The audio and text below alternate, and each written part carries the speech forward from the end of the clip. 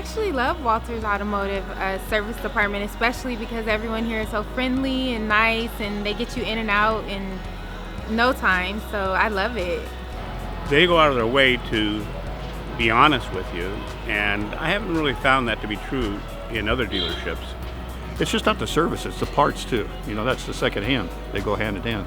So the people here know what they're talking about. The service that they do is performed well. You don't have to worry about not getting all the services that you're looking for completed, and they take care of that. They have the best certified technicians anywhere.